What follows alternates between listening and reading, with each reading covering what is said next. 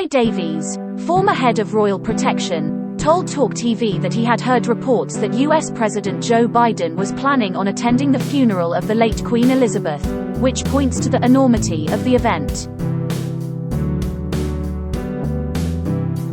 He said Mr. Biden alone would prove a huge security risk. Mr. Davies said the only funerals in this lifetime that would compare would be those of Sir Winston Churchill and Lord Mountbatten, but added that the Queen's will be far larger.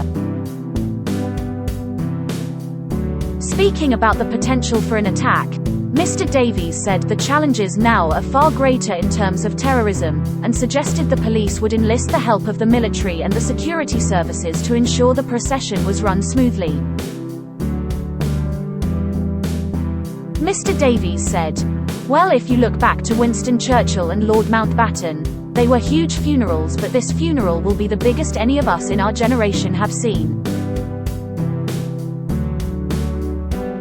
Queen Victoria's funeral was huge, but I do not think there is anybody left from 1901, so this will be huge and, of course, the challenges now are far, far greater in terms of terrorism, although there was terrorism in 1901. The scale now and the potential threat to all VIPs will be enormous. I have just heard that US President Joe Biden may be coming, if not his deputy. They, just on their own, cause a huge security risk. The Metropolitan Police will be pulling all the plugs out in conjunction with the military and the security services. It is going to be enormous. It has not been reported when the Queen's funeral will take place, but it is believed it will happen around 11 days after Her Majesty died, which was on Thursday afternoon. The Cabinet Office said on Friday that details of the Queen's funeral and other forthcoming ceremonial and commemorative events will be announced in due course. The department also warned of crowding and delays on some public transport as people seek to pay their respects.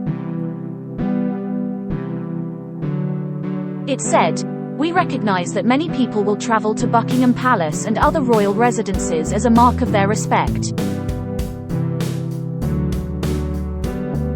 We expect large crowds, which can pose risks to public safety.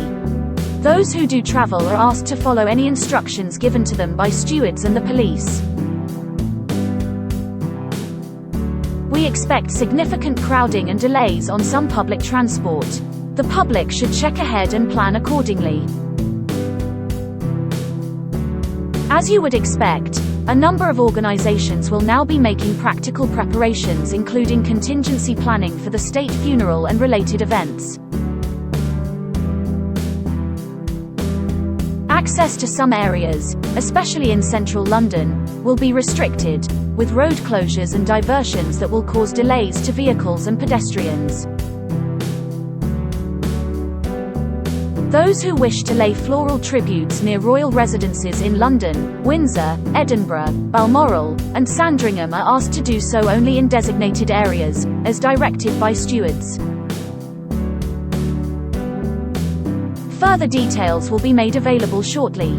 Britain's royal family will now observe a period of mourning that ends on the 7th day after the funeral of Queen Elizabeth, with flags at royal residences to remain at half-mast. Following the death of Her Majesty the Queen, it is His Majesty the King's wish that a period of royal mourning be observed from now until 7 days after the Queen's funeral, a statement said. Meanwhile, a gun salute was fired in London at 1 p.m. in Hyde Park, with one round fired for each year of the 96-year-old Queen's life. Related articles: Nation shows its love for beloved Queen Elizabeth II. Amanda Holden, 51, solemn as she pays tribute to late monarch. Royal superfan with huge memorabilia collection pays Queen tribute.